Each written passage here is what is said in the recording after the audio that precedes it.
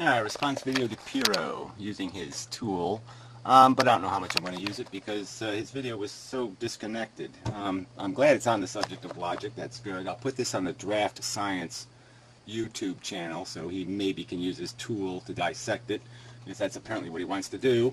So yeah, I'll do it for him, but that's it. Yeah, but I'm not going to make a habit of posting YouTube videos for the reasons I have outlined. They're going to be outlined in this video. I'll put the disclaimer on this video. So anyway, look, I made a video on Vimeo. I'll post a link to that. I think it's a good video. And, you know, this one's going to have to be limited to whatever, 15 minutes. Let me hit the button here.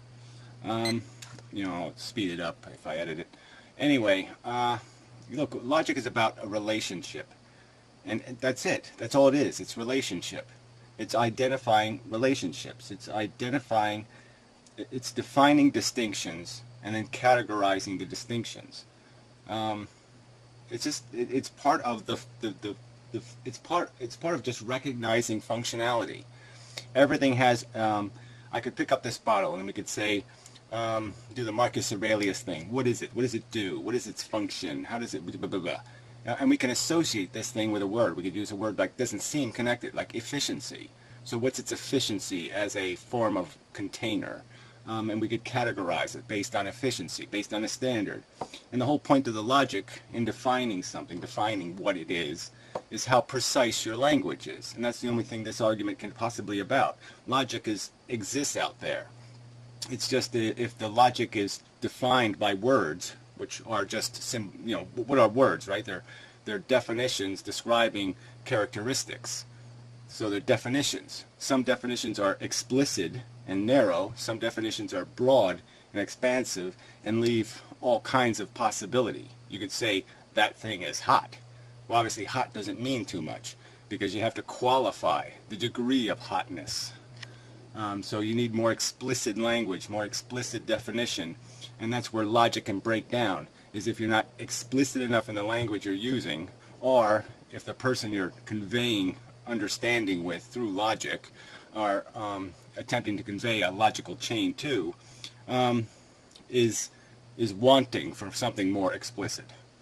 So anyway, are demanding it because they're allowing their imagination to do all kinds of things that are outside the boundaries of the context of the conversation. We know in common conversation when we say tree what we mean. We mean barky thing with leaves. We don't need to talk about what kind of tree, how tall the tree is, how much volume the tree possesses, how it's the humidity or the moisture level of the tissues inside the tree. I mean, come on. Alright, so playing his first clip. You want to use like plus as a perfect example actually.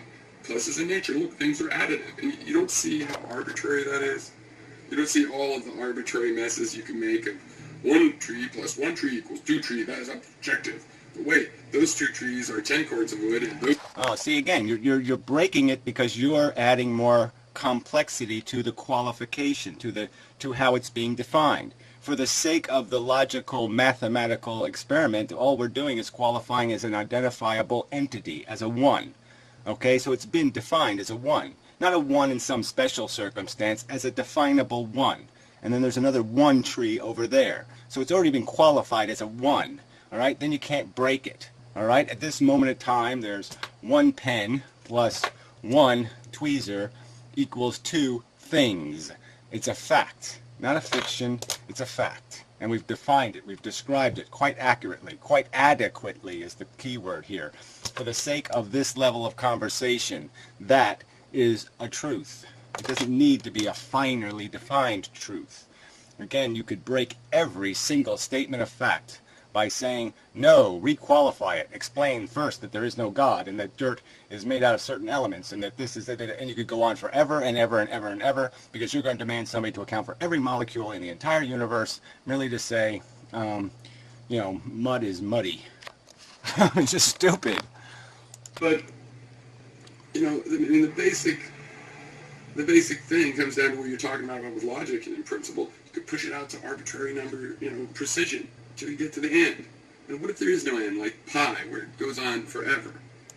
Yeah, well, some relationships, okay, have built into them, perhaps, some point where we, through our senses, can't navigate the precision. We can't be explicit. We can't get too explicit. But there is explicit. If the actual thing existed in actual space and wasn't just a theoretical concept, it would have an actual number. So that's the catch of that, in my opinion, is that, unless you're going to say that there isn't any quanta in physics, but the point is we can't have a conversation that deals in quanta because we have no way of identifying, measuring, or in any way relating to it. Because pi will go out to a trillion places because there are a trillion quanta in one atom of my molecular composition. Way we have of thinking about nature. And logic, this is just a really huge thing. Logic just is science and all this. And somebody else said that recently. You don't know logic. Logic is A into B. You got to get A. That's not logic. How you get A is not logic. You can get it with empiricism and whatnot.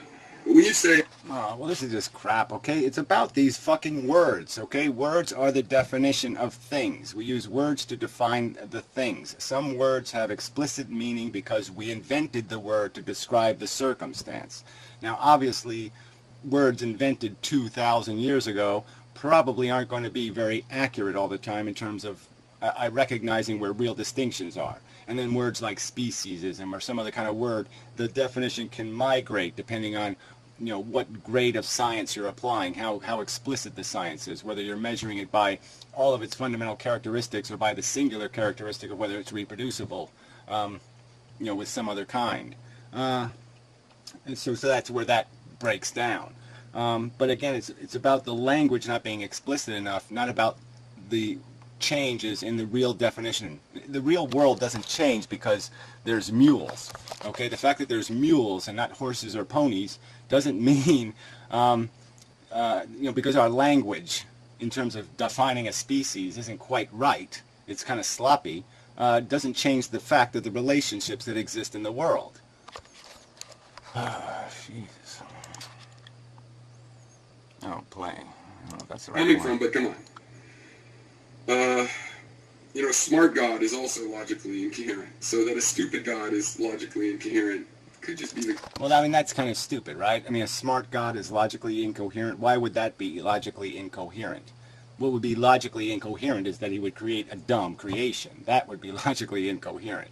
But anyway, the existence of a God, the existence of something from nothing is logically incoherent. It breaks all the known rules of the known universe, and especially something complicated from nothing, because everything in the universe describes a system that he has to evolve, and so a God would have to evolve from something, and so it wouldn't be a creator that was eternal. It would be a creator that evolved from something, and then you'd have to explain how that would even be possible through the rules of the dynamic as we understand them, which wouldn't allow for that.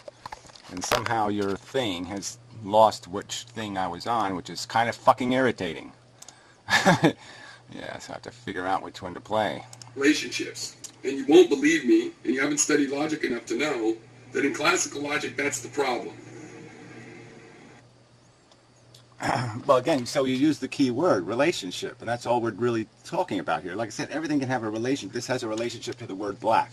Pens can have relationships to all kinds of things. It can have a relationship to the word plastic, blue, utility, efficiency again. See, this word efficiency is going to keep coming up because, yeah, that's the one that I think is really important as a philosopher. There's no other word that's more important than this: efficiency, friction, waste, equation. That's the real object of our analysis, is to find out how the system works and whether it's broken, whether it's accomplishing anything, whether it's working, whether it's functioning to any kind of standard of efficiency.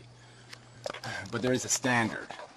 Consuming less than you produce is an understandable concept. Things must produce more than they consume to be declared efficient, purposeful, and worthy of existence.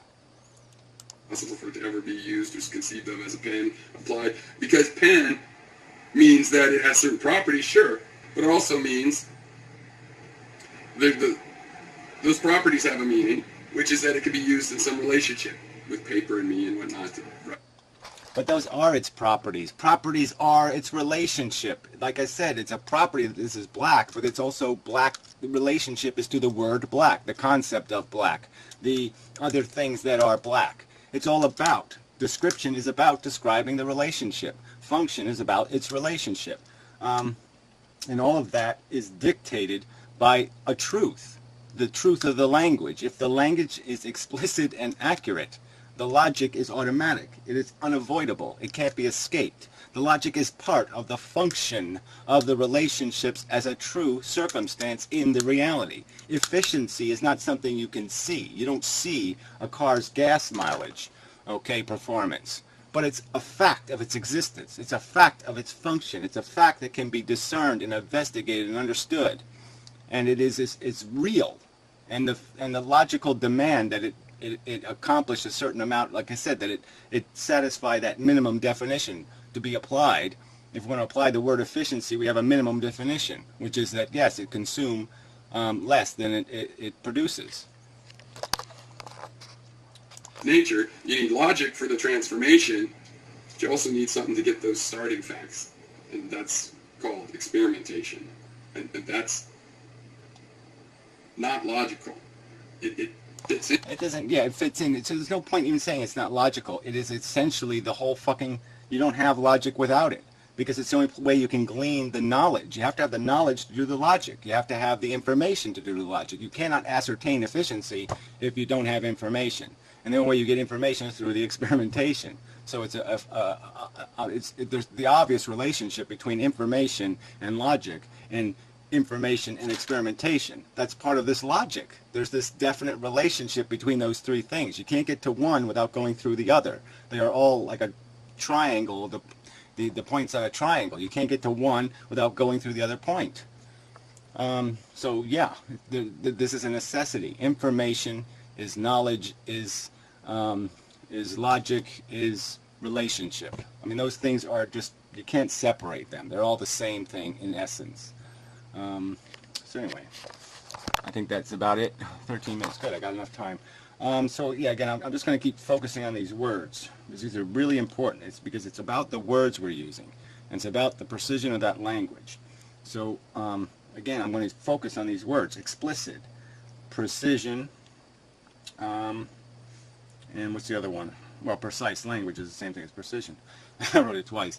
But that's the game. All right, so it's just some conversations require precise language, some conversations do not. And it is, in my opinion, the game being played here is that some people are just trying to escape simple logical truths, like life sucks, by demanding that somehow, you know, if we use this bizarre, okay, well, what if it's the Matrix, and then blah, blah, blah, blah, blah. They're using catches to somehow unravel the suck. And that's just bullshit. And I'm not saying that's a simple enough statement of fact. I'm just saying that there's a whole chain of logic that leads to that conclusion. And all of that logic is solid. And people just keep trying to escape the solidity of that logic because they don't like the conclusion. So all of a sudden they have to invent these fantasies that somehow logic can't answer value questions. Of course it can, as long as you know what the value is, and we've declared it. We know that suffering is bad, we know that pleasure is good. Then we refine that definition to say, okay, this kind of suffering is worse than this kind, is worse than that kind, and then we start talking about what these pleasures are made out of, and some of them are just made out of the satisfaction of a deprivation, a hunger, and then some of them seem to have an independence, but they don't have a durability, so then we can qualify the value. But there's certainly a logical equation that it's easy to apply. And it's absolute. If the language is explicit, then the definition is going to be absolute in the end, and the logic's going to be unescapable. And that's my argument. We have unescapable logic defining reality. Okay. That's all, folks. Out of time. So yeah, I want the conversation. This is a good subject. How we communicate description of reality. And that's the game of the philosopher, and the tool is information and applying logic to the information, allowing the relationships to be described, and the relationship to words like efficiency that are conceptions. They are not realities. They are not made out of matter. Efficiency is not made out of matter. It is made out of a recognition of a relationship, and to a word like value. And value can be defined. So enough said. Thank you very much.